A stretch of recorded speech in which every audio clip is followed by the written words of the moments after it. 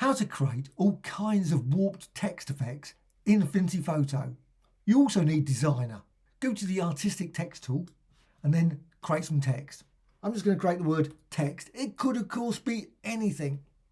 And I'm just going to duplicate it. You don't need to do that. You could just use a single piece of type. So hold down the Alt Option key and you can drag and you can duplicate it. Hold down the Alt Option again and you can create multiple copies of this design. So I've got that now. Obviously you could create a better grid than that. So once you've done that, how to use vector warps? Well, sadly there's no vector warp feature in Affinity Photo, not yet anyway in version 2.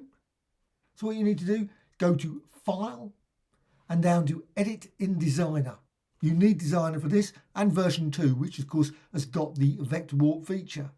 So Edit in Designer. So once you're in that, you can see now you've got exactly the same as before. That's the great thing about Affinity Photo and Designer. You can go back and forth between the applications and 99.999% of things will seem to work fine. I've noticed a few quirks. So once you've done that, what you can now do is go down to the bottom here of Layers and click down here. And you can go down here to Arc Vertical or any of the others of course. So Arc Vertical, and now I've got this and I can modify this value and you can distort it of course in numerous ways. And you can see here the node tool is selected. With the node tool selected you can see the value there. So you've got that design. Text warped, you can still modify the text if you wish. You can go expand this out in the layers panel. Just change any of the type.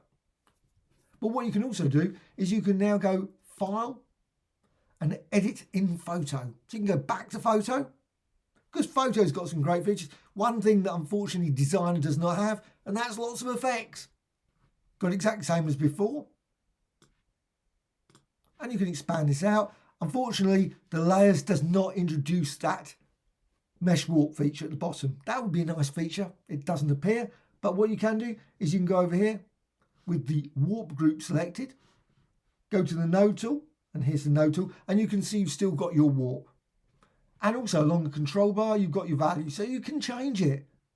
So you can turn around and say, oh, I'm 44 or 88. And I'm just going to keep it to the extreme. Now there is a weird quirk, the next feature, because what you can do, you've got this warp group, and I would personally think the warp group size when you apply the effect should be for the whole of that layer, that design, that group, but it doesn't.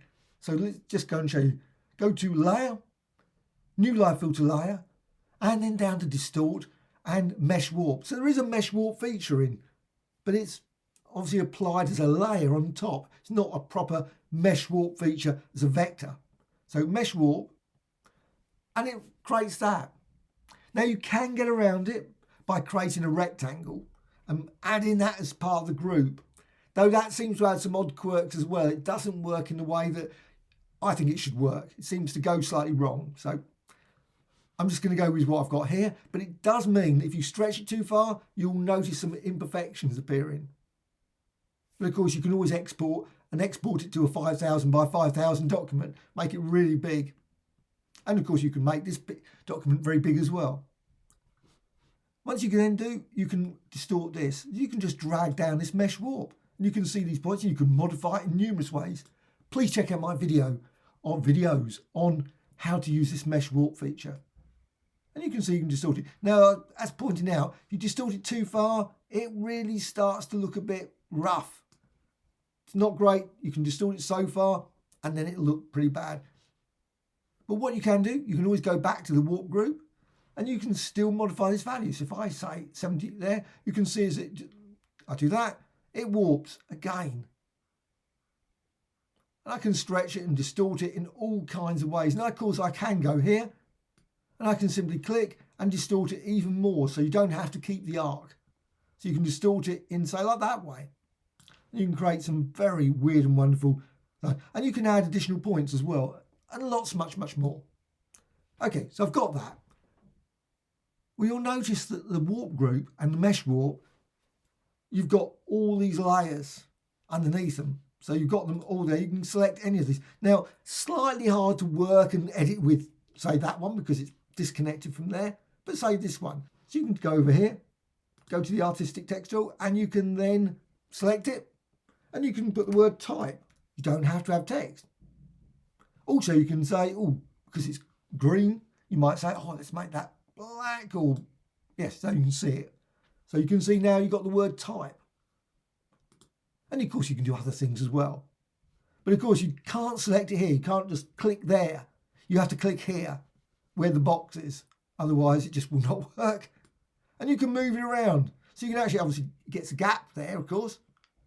But you can see as you do that, it warps with the actual warp. So you can create some very interesting distortions there just by dragging up and around. But also what you can do, hold down the Alt or Option key and just drag. And then you've got the two words, obviously type. And you can do the same, drag again. I'm still holding down the Alt or Option key on the keyboard.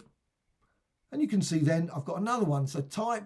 And I can of course change the colour for that as well. And I can also apply other effects. You can select the text and move it around, but you can also resize it. So as you resize it, you can see what happens. You've got the word type really extends there. You can just drag that around. And again, it will still continue to follow that warp group and the mesh. And of course, you can then always go back here to the mesh warp and modify that. Again, using the node tool to continue to distort the design. And you can create all kinds of unique distortions with type. Hope you found this of interest. Any questions, please let me know in the comments below. Always great to hear from you. Thank you much.